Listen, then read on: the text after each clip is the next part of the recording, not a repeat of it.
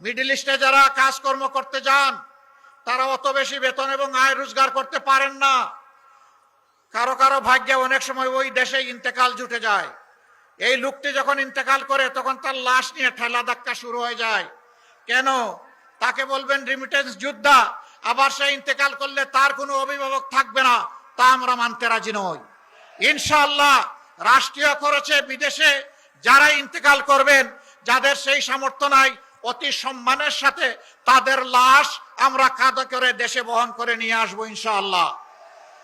শুধু তাই না, বিদেশে প্রবাসে গিয়ে যারা আয় রোজগার করার আগেই দুনিয়া থেকে বিদায় নেন, তাদের বিষয়টাকে মানবিক দৃষ্টি থেকে গ্রহণ করা হবে এবং তাদেরও পরিবারের দায়িত্ব নেবে সরকার এবং রাষ্ট্র ইনশাআল্লাহ।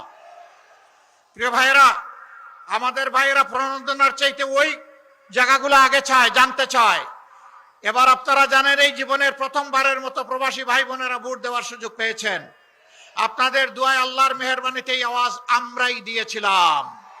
অনেকে তার বিরোধিতা করেছিলেন, অনেকে বলেছেন প্রবাসীদের আবার ভোটের দরকার কি, ওরা বিদেশে যাবে, রুজি করবে, পরিবারকে টাকা পাঠাবে, দেশকে রিমিটেন্স দিবে, এর বাইরে তাদের আর কি আছে? লজ্জা! আমাদের ভাই বোনদেরকে অপমান করা হয়েছে। আমরা বলেছিলাম ভোট যার যার পছন্দ মতো দেবে, কিন্তু আমরা প্রতিটি প্রবাসীর ভোটের নিশ্চয়তা চাই। সরকার শেষ পর্যন্ত আমাদের দাবি মেনে নিয়ে আলহামদুলিল্লাহ বাস্তবায়ন করেছে। এবার যদি সবার ভোটার নাও হতে পারে, ভোট নাও দিতে পারে, দরজা খুলেছে, আগামীতে নিশ্চিত হবে ইনশাআল্লাহ।